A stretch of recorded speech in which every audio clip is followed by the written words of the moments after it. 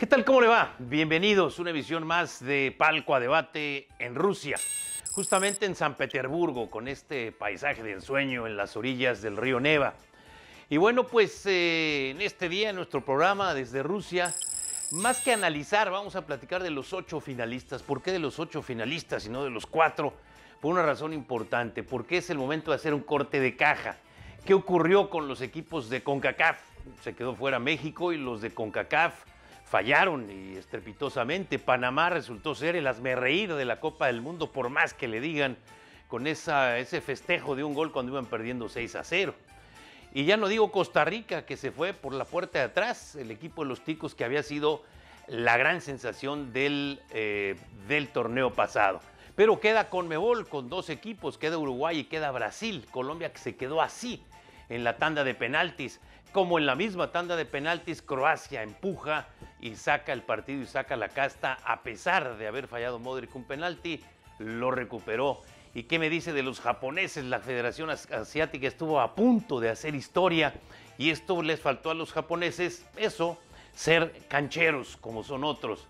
Salvador Aguilera nos analiza desde su punto de vista, el director del Esto, qué es lo que ocurrió en el partido México contra Brasil. Ya enseñanzas, ya son muchas. ¿Qué ocurrió para ese partido en donde nos quedamos fuera del famoso quinto partido? Tendremos a nuestro trotamundos Alex también por diferentes lugares y comentaremos acerca de 2 técnicos extraordinarios, fuera de serie, los 2 sudamericanos, el profesor, el maestro Tavares, y el de Uruguay, y desde luego Tite, el de Brasil. Así que si le parece, comenzamos.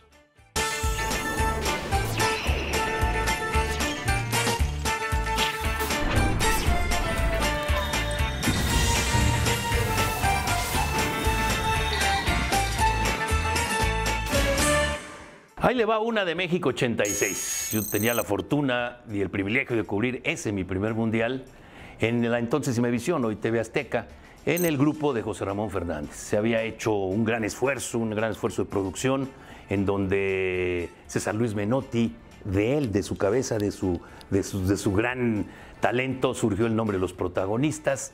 Y Armando Sáenz, que bueno, ya no está entre nosotros, el gran productor de todo esto, Jesse Espinosa, en fin. Se hace esto y nos reparte José Ramón las sedes. A Pepe Espinosa, mis respetos también, le toca Querétaro y me la cambia por Monterrey, me tocaba Monterrey. Nos lo dieron mucho también por el hablar inglés y poder comunicarnos con, hay que recordar que en Querétaro estaba Dinamarca, estaba Alemania, recordarán, estaba Uruguay y estaba Escocia. En el partido en el estadio de Querétaro, jugaba Alemania contra el equipo de Escocia. Y José Ramón Fernández me da la instrucción de seguir a Kenny Dalglish, aquel delantero del Liverpool, que todavía tiene récords históricos, no solo para Escocia, sino para Liverpool. Aquel delantero me dice, busca cómo metes la cámara, pero porque no teníamos nosotros el acceso a la cámara, que lo tenía copado Televisa. Busqué a mi amigo Alejandro Burillo, que por ahí estaba, y Alejandro nos deja entrar por una puerta y nos dice con mucha discreción, y entramos a la tribuna y seguimos a Kenny Dalglish. Hasta ahí. Cuando llegamos a editar el material, hay que recordar que eran unas videocaseteras con unas cintas como de 1 pulgada, que llamaban de 1 pulgada, nos damos cuenta, el camarógrafo y yo, nos damos cuenta que hay una jugada en donde un jugador alemán en el área agarra a Kenny Dalglish así, lo levanta y lo tira, y el árbitro volteando para otro lado. ¿Por qué no lo vio la cámara? Porque se hacían los partidos con 6 cámaras, 8 máximo, y se hacen con 24, con 40. Esta es la gran, y hoy no había aquellas slow motions y cámaras lentas. ¿Qué ocurre? Que al llegar al día siguiente al entrenamiento, Franz Beckenbauer me dice, ¿quiénes son los protagonistas? Le dije, pues yo. Hicimos una gran relación que después me prometió una entrevista y en el aeropuerto me dijo, si México nos gana, no te doy la entrevista, pero si ganamos nosotros, sí. Desafortunadamente me dio la entrevista y me enseñó muchísimas cosas. Entre otras, la selección alemana practicaba con todo el grupo y después los líderes, que eran Karl-Heinz Rummenigge y Harald Schumacher, el portero, se iban con él al medio campo y ahí platicaban y se iban. Me dio oportunidad de eso y yo cometí un error, quizá uno de los más graves. Yo tenía acceso a esto por la relación con Beckenbauer y le grabé la pierna a Karl-Heinz Rummenigge en la víspera de irse a México para la final con Argentina. Y el propio Beckenbauer me reclamó y me dijo, le mostraste a Argentina que Rummenigge está lesionado. De verdad, a la fecha es de lo poquito que me arrepiento. Y bueno, la selección mexicana de fútbol, por obligación, es nuestro tema. Cierto que ya parece que digerimos lo que ocurrió ante la selección de Brasil, pero ¿qué es lo que ocurrió con la selección mexicana? ¿Por qué escucho tanto desencanto, desaliento, frustraciones que siempre nos ocurre, es que no avanzamos a la siguiente ronda? Por ahí los muy optimistas dirían, es que nos ocurre también mala suerte, si es que hay suerte, yo no creo en la suerte, en donde nos han eliminado los alemanes y nos han eliminado los argentinos también en 2 ocasiones. Estoy hablando del 94 para acá. Y bueno, ni nos acordemos de la eliminación que nos hizo en Japón, Corea, Estados Unidos con Landon Donovan, o la de Bulgaria en el 94. Hasta ahí. Este es el nivel de la selección mexicana, ni más ni menos. El proceso del profesor Osorio apostó siempre a la Copa del Mundo, no a los torneos intermedios, no a torneos como, ¿qué le puedo decir?, como la Copa América, donde fue un fracaso, como la Copa de Oro, que no ganó, es decir, los partidos que tienen eliminatoria nos echó a Jamaica, usted lo recordará, con la tesis del profesor Osorio de los cambios y las rotaciones, al final de cuentas siempre fueron los mismos, siempre fueron sus mismos jugadores. Y bueno, pues se estudió muy bien Alemania y ahí utilizó una alineación que después repitió contra Corea y hasta ahí todo iba bien. Pero Suecia nos encontró el caminito, nos encontró el modo y nos metió 3 y nos puso los pies en la tierra. Hay que buscar cosas grandes, hay que soñar, hay que imaginar, y entonces eso se volvieron frases virales, frases que todo mundo adoptó como parte de la ideología y se dijo, sí, hay que soñar en cosas grandes, hay que tenerlas, con otras palabras que empiezan con che, de las que usted y yo conocemos. Pero eso se volvió viral y hasta ahí. La parte emotiva no es suficiente si no va acompañado del talento y de la cuestión técnica y del acomodo y la metodología. Brasil también sueña en cosas grandes y el equipo de Brasil tiene una gran diferencia con México. Si bien en el planteamiento, en la forma de jugar, Brasil llegaba con 15 partidos jugados invictos, de los cuales solamente 2 empates. Al final nos meten 2 el equipo brasileño, porque Brasil tiene el talento que nosotros no tenemos. Los jugadores de talento, los cracks, los killers, como le llaman, eso los tiene Brasil, nosotros no los tenemos.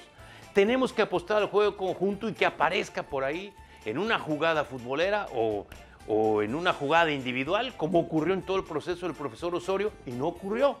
A final de cuentas, Brasil, sí, fue mucho Brasil para la selección mexicana, y nos puso en nuestro lugar. Nuestro lugar está entre los 16, no entre los 8. Ese es el tema. ¿Estaba presupuestado llegar a jugar contra Brasil? Pues probablemente, porque llegaría a Alemania, los hubieras no existen. Ese es nuestro lugar. Insisto, la diferencia es que no tenemos jugadores de gran talento, tenemos buenos jugadores, pero esto es histórico, esto no es nuevo. Al final del camino, esta generación, la llamada generación de oro, se quedó ahí, donde se quedaron otras antes que ellos. Mi querido Armando, vamos contigo al estudio de Canal 11, allá en México. ¿Qué tal, Alfredo? ¿Cómo estás? Te mando igualmente un fuerte abrazo, pues ya estamos en una siguiente etapa en este torneo de Rusia, pero bueno, pues parece que todavía las cicatrices no se cierran al 100% de lo que fue la eliminación esta semana, a principios de esta semana, de la selección mexicana de fútbol. Fíjate que hay números interesantes, no voy a interpretar, porque quizás no es el momento ni mi papel por ahora, si fue bueno, si fue malo el proyecto de Juan Carlos Osorio, al menos desde los 3 años que lleva dirigiendo a la selección mexicana, pero sí los números nos dicen algo contundente. Fíjate que México en este torneo de Rusia es la peor producción que ha tenido una selección mexicana desde Estados Unidos 1994, que es desde la época en la que se está buscando el famoso quinto partido. Apenas 3 goles. Además, es la segunda peor participación de la selección mexicana en cuestiones defensivas a lo largo de estos mismos 7 mundiales desde 1994, recibiendo 6 anotaciones. La mejor producción se dio en Francia 98 con 8 tantos, muy distante de lo que se produjo ahora, y la peor versión también se dio en ese mismo torneo, recibiendo 7 tantos, apenas uno más de los 6 que recibió la selección mexicana en esta participación. Insisto, son solamente números, ya el público televidente pues interpretará si estos números verdaderamente reflejan que, al menos en la estadística, ha sido la peor participación de estos últimos 7 torneos de una selección selección mexicana. En cuanto a Juan Carlos Osorio, pues sí, ha dirigido 50 partidos al equipo tricolor, tiene ahí 31 victorias, tiene 10 empates y tan solo 9 derrotas, pero este hombre al que irresponsablemente Miguel Ayun llamó genio, al estudioso, pues reprobó sus 4 exámenes para titularse, reprobó en la Copa América Centenario, reprobó la Confederaciones, la más sencillita, la Copa Oro, y ahora en el torneo de Rusia. Es decir, esos 4 pilares que podrían avalar su proyecto como técnico de la selección mexicana, pues simplemente no tienen buenos cimientos. Insisto, son solamente números. Regreso contigo. A final de cuentas, eso es la selección mexicana. No nos alcanzó, no tuvimos para más, eso es todo. No hubo un fracaso. El proceso del profesor Osorio, y ya nos tocará analizarlo, no ha sido un proceso mejor que el de Miguel Mejía Barón, o que el de Manuel Lapuente, que el de Miguel Herrera, o que los 2 de Javier Aguirre. Los resultados están ahí. Es más, yo le diría que el proceso del profesor Osorio fue menos que los que le acaban de... que todos, que la Volpe, ya no digo. Simplemente porque en Copa de Oro y Copa América no hizo nada, y aquí en el Mundial hizo lo mismo que todos. Entonces, aquello del Ayun de que este es un genio, no, hombre, es un genio. Si les parece, nos vamos a una pausa. Regresamos.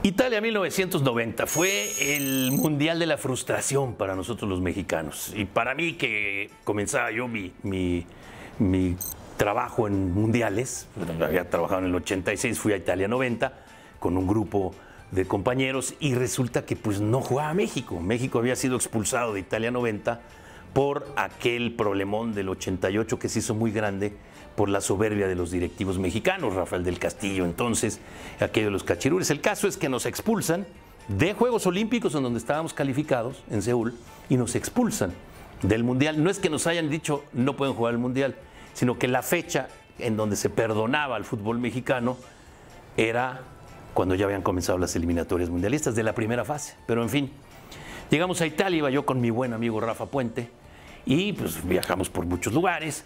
Pero nos tocaba un partido, cubrir un partido en Bolonia.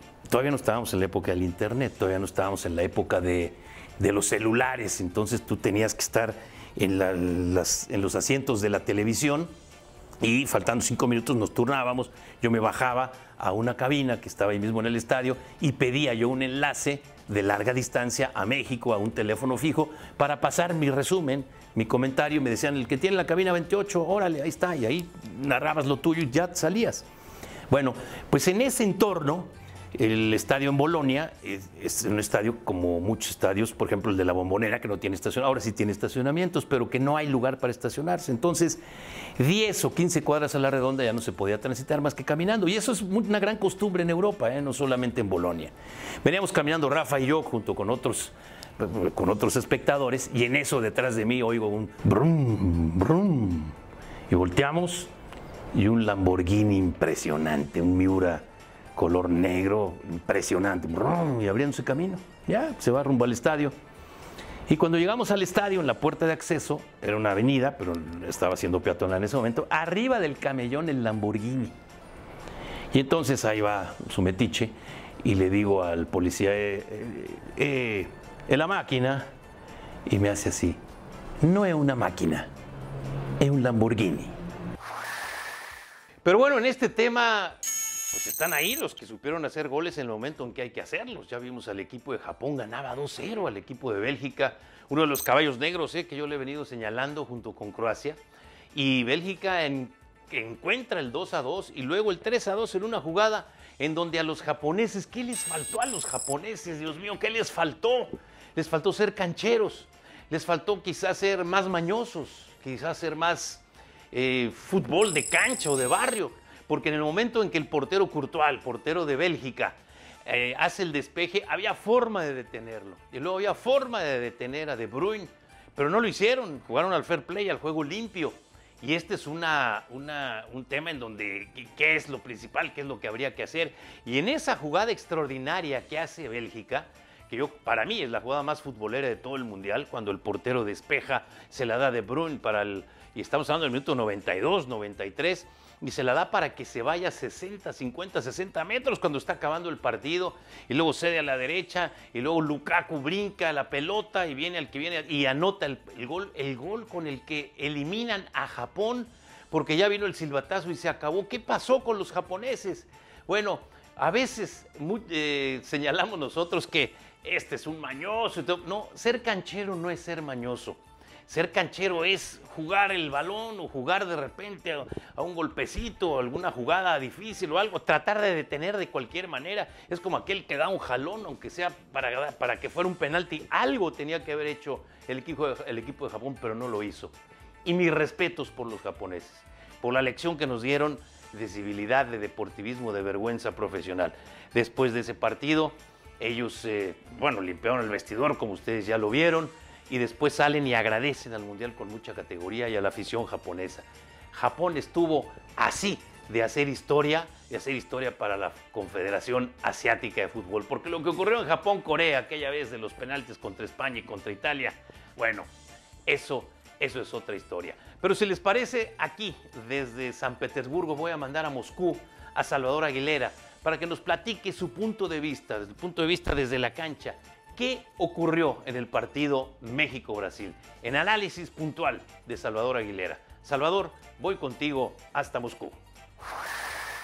Alfredo, ¿cómo estás? Un gusto saludarte para platicar un poquito después de lo ocurrido con la selección mexicana de fútbol. Creo que no hay que dramatizar. Sabíamos que esto podía ocurrir, que la selección mexicana no alcanzara el famoso quinto partido de la Copa del Mundo. Hasta aquí llegó la selección mexicana. Solamente 4 partidos disputados en este mundial, como sucede desde 1994 hasta la fecha. No hay quinto partido, y en esta ocasión creo que la selección mexicana sí se quedó bastante corta. Tal vez no en la actitud, que muestra muy buena actitud durante el primer tiempo, sino en el planteamiento táctico del señor Juan Carlos Osorio, al que por cierto ya le decimos adiós, que le vaya bien desde ahorita, con un parado de 4 defensas, utilizando a Hugo Ayala y a Carlos Salcedo como centrales. Esto recordando que Héctor Moreno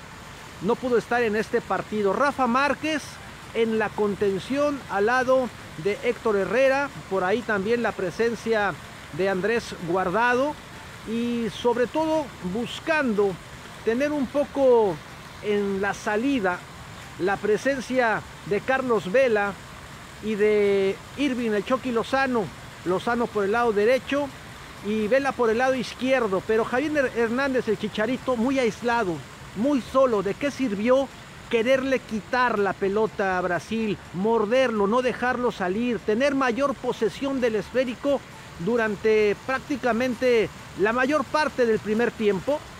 ¿De qué sirvió si al final no repercute eso en llegadas realmente peligrosas que le pudieran permitir a México aspirar a un resultado importante en este encuentro? Justamente en este segundo tiempo, la selección de Brasil encuentra un gol. Había que mencionar que Edson Álvarez recibe una tarjeta amarilla en la primera parte porque llega tarde a la marca sobre Neymar. Vaya compromiso que tenía en este partido el joven futbolista de la selección mexicana, ni más ni menos que frenar a Neymar. Y lo había hecho bien, lo había hecho bien durante los primeros minutos, pero iba a ser muy complicado. En cuanto Brasil empezó a recuperar la pelota y tener la posibilidad de imponer su fútbol, generó jugadas de peligro. Afortunadamente, Guillermo Ochoa estuvo acertado. No así en la primera anotación conseguida justamente por Neymar. Se vienen los cambios, los ajustes, que diría yo, sinceramente, Alfredo, los desajustes. de Juan Carlos Osorio no le salen los cambios definitivamente ni los movimientos. Ingresa Layún para el segundo tiempo para darle descanso a Rafa Márquez, que había hecho un esfuerzo importante. Edson Álvarez pasa la contención ya pintado de amarillo con esa tarjeta de la primera parte. Sin embargo, el movimiento no fructifica del todo. Si bien Layún fue más duro, más férreo en la marca sobre Neymar, también hay que decirlo claramente, Brasil empezó a tener más llegadas y más claridad al ataque. Esto provocó que entonces Juan Carlos Osorio buscara a alguien que tal vez pudo iniciar el partido.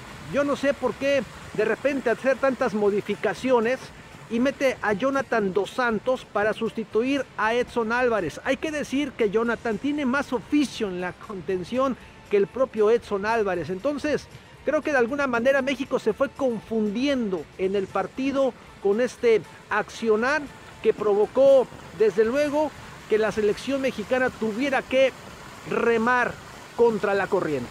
De esta manera, Alfredo, México empezó a caer en la improvisación. El equipo se fue confundiendo, era más el ímpetu que la claridad. ¿De qué sirve ver a Javier Hernández ir a acarrear balones para llevarlos al área cuando es el jugador más adelantado, es el hombre en punta? O se va al ataque o lo ponen a regatear pelotas. Yo creo que México perdió fuerza ofensiva. Entonces entra Raúl Jiménez, lo mismo, no tuvo un solo balón a modo para generar alguna acción de peligro. Y en cambio, termina siendo Guillermo Ochoa la figura del equipo mexicano porque impidió que el marcador fuera más abultado. Firmino es el que consigue la segunda anotación y con esto México ya no pudo hacer más en la Copa del Mundo de Rusia 2018. Realmente creo que sabíamos que esto podía suceder. No es ninguna sorpresa. Realmente Juan Carlos Osorio no fue el técnico adecuado para la selección mexicana porque no explota las características del futbolista mexicano y mucho menos explotó a esta generación que muchos considerábamos la mejor de la historia. No lo es, no lo consiguen porque se quedan en el cuarto partido. No hubo quinto partido para esta selección mexicana en la Copa del Mundo. Otra vez. Alfredo, como siempre, me da mucho gusto saludarte. Y bueno, pues, insisto, marcando los 8 es como marcamos la diferencia. Digamos que son los que ya pasan a la zona de los finalistas de la Copa del Mundo, son los que ya están entre los finalistas y ahí es en donde vemos el corte de caja de los 6 equipos europeos, el asiático que se quedó a un cachito, que es el de Japón que ya comentábamos, y un punto importantísimo son los penaltis, ¿no? 3 de los partidos que se jugaron para definir la ronda de 16 a 8, 3 se decidieron en penaltis. El fracaso justo de España es un justo fracaso a todo lo que vino haciendo España. Ya nos tocará el tiempo de analizar a fondo esto en uno de nuestros últimos programas desde Rusia. Esto se da y se refleja en los penaltis, pero al mismo tiempo los penaltis que acierta el equipo ruso. Esa es la gran diferencia. Los rusos lo aciertan, los españoles los fallan. Fíjese usted que en el tema de penaltis, cuando se dice que el portero, que portero sin suerte no es portero, el portero es siempre, nunca tiene la culpa en un penalti. Está prácticamente ahí esperando a ser fusilado, si se me permite la expresión, y de pronto hay porteros que sacan una pelota, aunque con el pie, como fuera, y entonces se convierten en los héroes. Pero ese partido que se va a penaltis y el Croacia-Dinamarca en el mismo tema. En el Croacia-Dinamarca yo vería un punto muy especial. Luka Modric. Se van a tiempos extras cuando Croacia dominaba, se van a tiempos extras y faltando 3 minutos para terminar los tiempos extras, Luka Modric falla un penalti. Luka Modric, el jugador del Real Madrid, el jugador más importante en la selección de Croacia. ¿Se imaginan ustedes lo que es en ese momento? Se van después a penaltis y cuando parecía entonces que Dinamarca tenía la ventaja, sobre todo porque anímicamente se caía el equipo de Croacia, es Luka Modric el que levanta a sus compañeros. Y a la hora de la tanda de penaltis agarra el balón, lo pone en el círculo y dispara y anota. O sea, en una revancha, que más que revancha futbolera, es una revancha personal. Mis respetos por este Luka Modric, uno de los grandes jugadores de esta Copa del Mundo, y está demostrando esa su capacidad en el liderazgo de la que, pase lo que pase, es la mejor media cancha de todo este mundial. ¿Y qué me dicen de los penaltis que se van al final Colombia e Inglaterra? Alguien tenía que ganar y finalmente es el equipo de Inglaterra que echa entonces al otro equipo sudamericano. Así que 6 europeos, 2 sudamericanos. El corte de caja es para los europeos. Si les parece, nos vamos a ir a una pausa desde San Petersburgo, en Rusia, palco a debate en Rusia, y regresamos.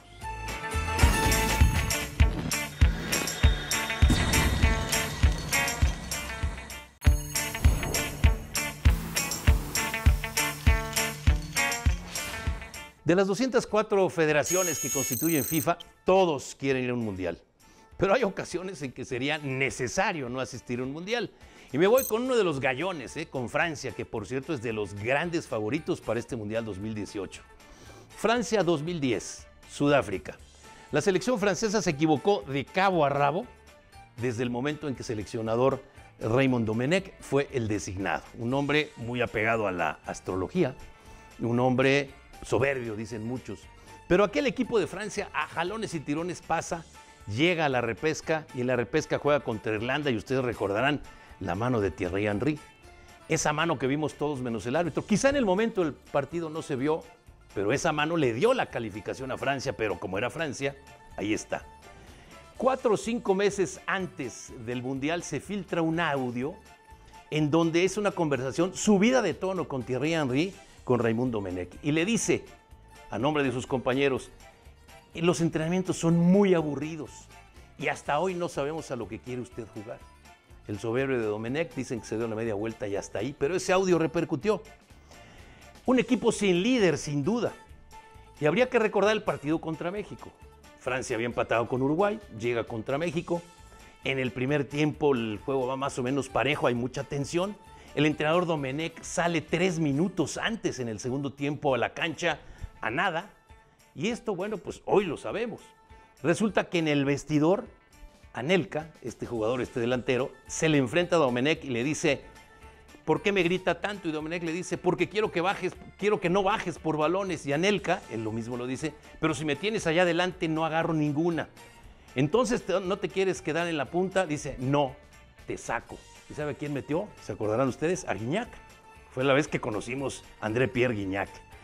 Todas estas tensiones, al final de cuentas, explotan y el equipo pierde en el partido contra México. Le expulsan a algunos, otros ya no juegan contra Sudáfrica, pierden 2-1 contra Sudáfrica y bueno, lo demás es historia. Solamente que la repercusión en Francia es impresionante. Era un momento especial para la política francesa, era un momento en que se decía que estaba perdiendo el liderazgo de Europa con Sarkozy, el presidente Sarkozy. Franz-Michel Boeviorca, un sociólogo, dice, el reflejo del sentimiento de Francia está en su selección, que es un desastre. El presidente Sarkozy convocó a una reunión extraordinaria con la ministra del Deporte, que después ya le platicaré, que resultó nefasto, y con otros ministros para ver qué pasaba, y ordena la reorganización del fútbol, como aquí ocurrió algunas veces, solamente que él no puede meter mano. Al final del camino, Francia es un fracaso absoluto en aquel 2010. La derrota ante Sudáfrica se combina entonces con el partido Uruguay-México, pero de eso platicaremos más adelante. Entonces, el fútbol sí, efectivamente, es un reflejo fiel, sin ser lo más importante, de la vida política, económica y social de cualquier país. Y bueno, pues ya de regreso en este tema de los ocho grandes, los 8 que alcanzaron esta zona. Por cierto, fíjese usted lo que son las cosas, ¿no? Mientras otros equipos se deban, bueno, le pongo a Argentina que sigue siendo un caos después del caos.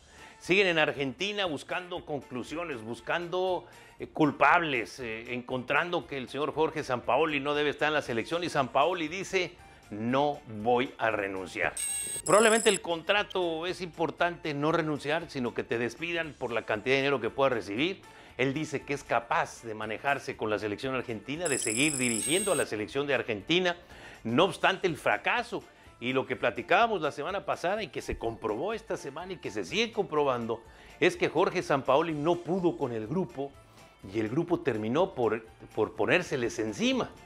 Esto es un tema, ¿eh? Este es un tema, pero Sampaoli dice no renunciar, probablemente ya lo haya hecho, probablemente estén ya encontrando al sustituto, pero en el caso de Alemania, si alguien fracasó y enorme es el actual campeón del mundo, o el campeón del mundo hasta el próximo domingo, es el equipo de Alemania, que no pasa de la primera ronda, nosotros le ganamos, le ganó Corea, le ganaron a Suecia, a penitas, pero no pasa de la primera ronda el equipo de Alemania, el equipo campeón del mundo, es un gran fracaso y sin embargo, aquí mismo en Rusia, el presidente de la Federación Alemana de Fútbol dijo, confío en el proyecto de Joachim Löw, de todas maneras íbamos a volver a arrancar desde cero, de todas maneras hay una gran cantidad de estos jugadores que ya no regresarán, llega a Alemania y se ratifica al entrenador alemán.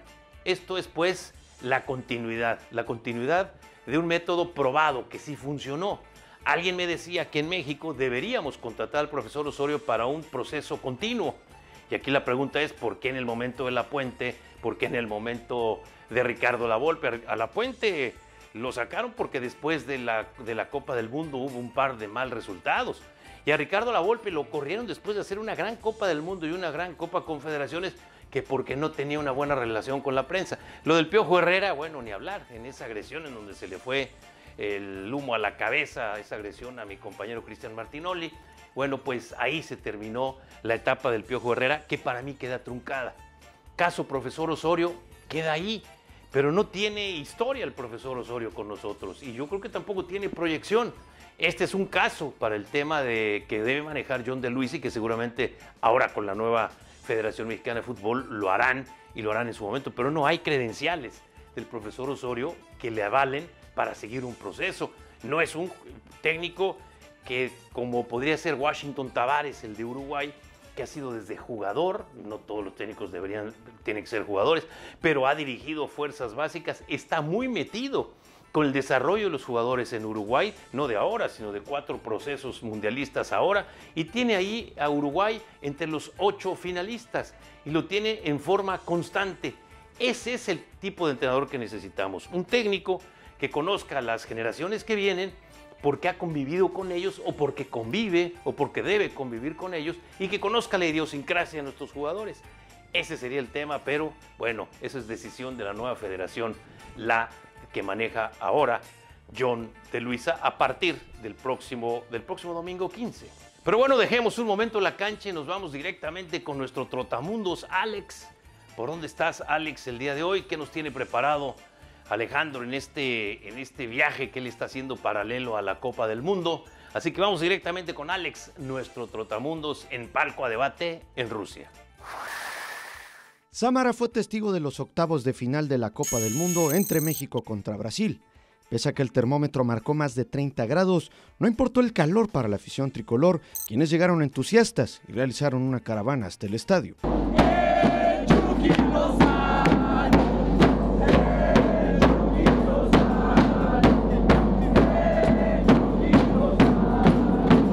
Los seguidores mexicanos pensaron que este día se haría historia para avanzar. Dale, dale, dale, México. Claro, vamos a ganar 2-1. Hoy ganamos 3-1. Nos vamos contra Bélgica a cuartos. Los cariocas al ritmo de samba entendían por qué son el pentacampeón del mundo. El Chicharito, el Peralta, el Chapo, chao, Chapo, chao, Chapo, chao, chao, chao. Los mexicanos están llorando porque esa Copa va. México quedó fuera de la justa mundialista, dejó un sabor amargo a sus aficionados.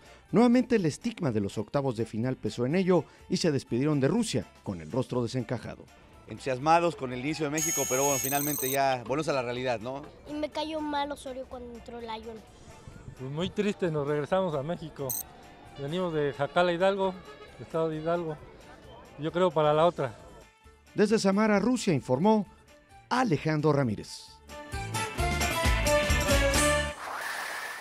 Y bueno, eso es lo que nos tuvo Alex. Ahora, parte de la experiencia de viajar, viajamos en metro, viajamos en tren, viajamos obviamente en avión cuando las distancias han sido largas, pero los taxis aquí en Rusia, y concretamente aquí en San Petersburgo, en Rostov, en Moscú no tanto, son más baratos que en México. Incluso el sistema de las aplicaciones que sirve en México, sirve en todos lados, lo cual permite entonces llamar a un taxi porque hay aunque los taxistas no hablan inglés, pero te puedes comunicar de una forma muy sencilla. Pides tu taxi y cuando te dice a dónde, pues te comunicas con el chofer del taxi y te tomas una foto y le dices en dónde estás y entonces él te dice ok. Bueno, hay forma de entenderse, pero en uno de tantos viajes con el taxista yo le pedí que pusiera una estación tipo, una estación promedio con música actual, con lo que llamaríamos música pop en México. Y bueno, pues este es el viaje en el taxi, además por estos lugares en donde hay un gran respeto por las zonas y las áreas verdes. Así que si le parece, nuestro viaje en taxi y la música que se escucha hoy en Rusia.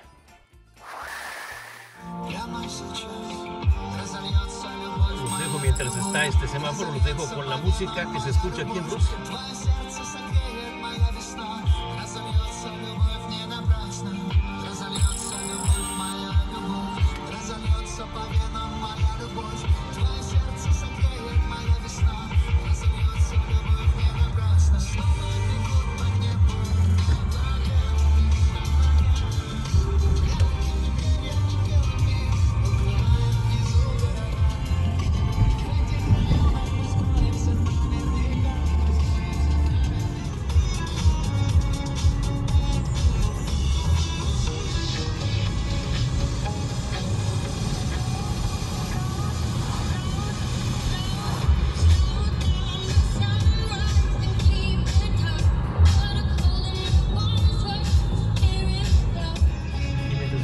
Esta música yo quiero destacar la cantidad de áreas verdes de esta ciudad de San Petersburgo.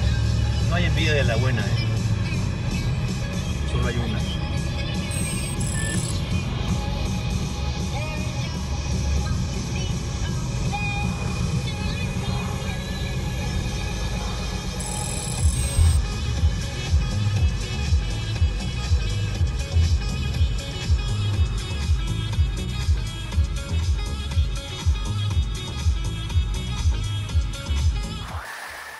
Y bueno, pues ya que escuchábamos la música rusa, le diré que la gente está muy involucrada con su selección.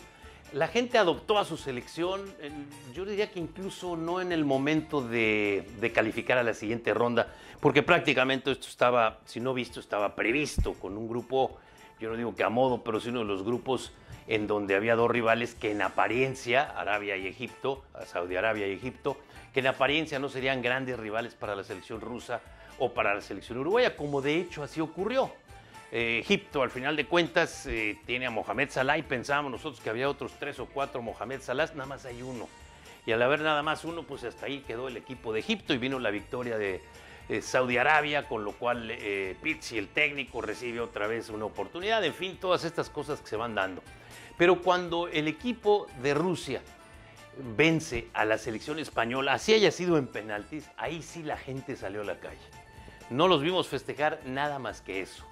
Y esto es algo importantísimo para el Mundial, porque pase lo que pase en las siguientes rondas y en el momento en que fallen o algo, ya no importa. Ellos se metieron ya y se involucraron más allá del fan zone, porque las zonas de los fans, las zonas de los fanáticos, está llena constantemente, pero de visitantes como nosotros que vamos y acudimos a esos lugares, y usted ve al que no le toca partido, pero que está en esa ciudad, pues se mete al fan zone. Y obviamente hay comunicación y hay convivencia con la gente de Rusia, pero ahora ya con sus banderas y con sus camisetas. Pero bueno, desde San Petersburgo, vamos, si le parece, a una pausa. Regresamos, esto es Palco a Debate en Rusia.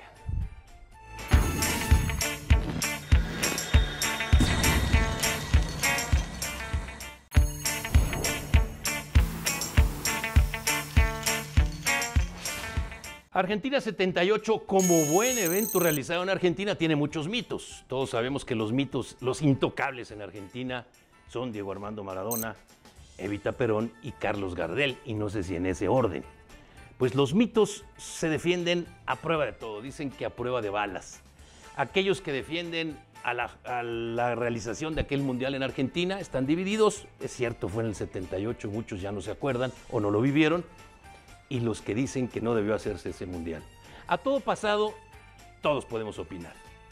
A unos 2.000 metros del estadio de River había una cárcel clandestina en donde se cometieron atrocidad y media, pero en aquel momento no se sabía. César Luis Menotti, con quien tuve oportunidad de platicar, me decía, nosotros estábamos inmersos en el fútbol, jamás sabíamos de esto, todo esto detonó después con las Madres de Mayo, en fin, todo aquello. Pero Argentina se califica al Mundial, obviamente de forma automática. Argentina trae un equipazo, Argentina con Menotti está convencida, sigue avanzando y avanzando y avanzando y llega a la gran final.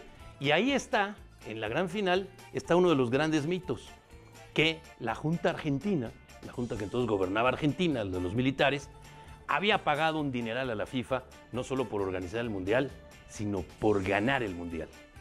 Esto que se vuelve una leyenda urbana, que lo dicen por aquí, por allá y por acullá, y que todavía hay gente en Argentina que lo dice, simplemente con ver el video y vea usted los últimos 3 minutos, cuando empata Argentina, y después cuando prácticamente al silbatazo hay una pelota holandesa que pega en el poste. Mito tirado, pero a muchos, al final de cuentas, no le conviene. Ganó Argentina y ganó bien, pero a aquel grupo, principalmente a César Luis Menotti y a todos los que lo jugaron, les queda siempre el estigma de ustedes sabían, ustedes colaboraron con la Junta, algunos de ustedes han de haber sido traidores. Leyendas urbanas. Y bueno, antes de arrancar esta Copa del Mundo, comentaba yo con ustedes que había 2 equipos, o que vinieron 2 equipos, que a mí en lo particular me gustaban para matar gigantes. Bélgica y Croacia. El equipo de Bélgica porque finalmente los famosos Diablos Rojos encontraron ya un grupo en donde no se pelean entre ellos, que esto es importante, en donde no hay altibajos como se vieron en ocasiones anteriores, incluso en la última Euro, y con esta generación de jugadores tan talentosas y con un killer de estos goleadores como Lukaku, y con un jugadorazo como De Bruyne y como el portero Courtois, que en la Liga Premier, como decimos en el fútbol, la rompe, este equipo de Bélgica, a pesar de que a jalones y a tirones, está ahí como matagigantes y no nos hizo quedar mal en este tema de ser el caballo negro. Claro, nunca esperamos al decir que el caballo negro que España o Alemania se fueran tan temprano, o Argentina, pero ya se fueron. Y el punto importante, y estoy hablando de la etapa de grupos y la siguiente, y el otro es el equipo de Croacia, la Croacia de Modric, de Rakitic, de Mandzukic, esa Croacia que llegó ya a la madurez, que los jugadores han tomado la manija del equipo en la media cancha, y ahí estaba Davor Šuker. ¿Se acuerdan de Davor Šuker, aquel jugador asasazo de los años 90 que llevó a Croacia hasta las semifinales de 1998, cuando Croacia jugó su primer mundial como tal? Porque habría que recordar que apenas 8 años antes, en la Guerra de los Balcanes, de triste recuerdo, se separó la entonces Yugoslavia, apareció Croacia, Serbia, Macedonia, Bosnia-Herzegovina, en fin, se dividió la entonces Yugoslavia y apareció Croacia. Y esta Croacia llegó al Mundial del 98 y después se ha mantenido constante. Así como los serbios son grandes basquetbolistas, los croatas también. Los croatas de alguna manera tienen más el fútbol. Pero ahí estaba Davor Šuker sufriendo al lado de la actual generación de jugadores croatas. Y Croacia está ahí. Y Croacia ya llegó y está entre esos 8 finalistas extraordinarios. Se alcanzó a llegar al grupo de los 8 grandes. Y ahí yo creo que ese es el nivel de Croacia, de ese otro caballo negro. Pero si les parece, desde aquí, desde San Petersburgo, aprovecho para enviarte de regreso los micrófonos, mi querido Armando López, y que me platiques también acerca de estos 8 finalistas, tu punto de vista y sobre todo, como dice aquel, datos duros, porque hechos son amores y no buenas razones. Gracias nuevamente. Y bueno, pues no podemos dejar a un lado o dejar de hablar de lo que ha sido el equipo anfitrión. Esta Rusia que sorprendió a todos cuando eliminó en la ronda de octavos de final a la selección de españolas, y muchos dirán, no, pero es que simplemente jugó a defenderse, a buscar el error del conjunto ibérico, que con una línea de 5 todos atrás, en fin. Independientemente de eso, lo que logró Rusia al eliminar a la selección española, que tampoco es cualquier cosa, es un campeón del mundo que logró el título y ese reconocimiento en Sudáfrica 2010, es convertirse en la selección número 19 en la historia de estos torneos que se realizan cada 4 años en alcanzar como anfitrión, como equipo anfitrión, la ronda de cuartos de final. Son 21 ediciones las que se han desarrollado de este torneo y tan solo 2 selecciones anfitrionas no han pasado más allá de la segunda ronda, de la ronda de los octavos de final, que fue Estados Unidos en 1994, que quedó eliminado a manos de Brasil, y en Sudáfrica 2010 el conjunto local que no alcanzó, como lo ha hecho en esta ocasión Rusia, esta fase de los cuartos de final. Para ellos ha sido un éxito. Ya el hecho de haber superado la fase de grupos cuando se pensaba que iban a ser quizá el peor anfitrión en toda la historia de estos torneos y que seguramente iba a terminar en la posición 32, pues la situación es completamente diferente. Y para aquellos que no creían o que no creíamos, los rusos nos han demostrado que la localía sí pesa. Muchos nos sorprendimos en Corea-Japón cuando vimos a Corea del Sur estar en la ronda de semifinales como uno de los 2 anfitriones en ese torneo. Pues hoy por hoy Rusia, con el papel que ha desarrollado, podemos decir, ha cumplido en su torneo para su gente, para sus aficionados que también conocen o conocían los alcances de esta selección. De esta manera yo me despido. Alfredo, te mando nueva cuenta. Un fuerte abrazo. Nos vemos la siguiente semana. Y bueno, pues muchas enseñanzas en esta Copa del Mundo, muchas enseñanzas para los que venimos y para los que no vinieron. ¿Se extrañó a Italia y a la selección de Chile? Yo diría que sí, porque Italia es un siempre referente, es un equipo constante entre los ganadores, y el que no viniera abrió más el abanico, y el que esté eliminado Alemania muy temprano y Argentina, que no traía mucha fuerza por todo lo que hemos comentado, o España con su propio fracaso a cuestas, habría más el panorama. No está la selección de Italia, no está la selección chilena, campeones de la Copa América en 2 ocasiones. Sí se les extraña, pero al final de cuentas Colombia hizo el gran partido sin James Rodríguez. ¿Qué hubiera pasado si estuviera James? Mire, no hay hubieras.